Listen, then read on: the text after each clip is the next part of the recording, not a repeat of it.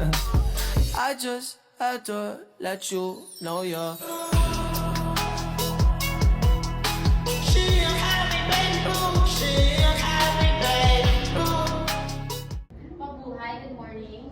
Good morning. I would like to check out. May I have your room number and key card, please? Under room 305 and here's my SIM card. Thank you, ma'am. Please allow me for a moment to call the housekeeping to check your room.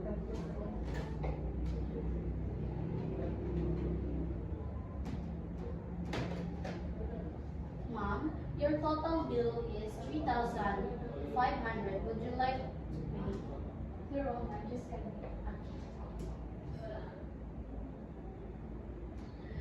Thank you, ma'am. Here's your receipt. Thank you.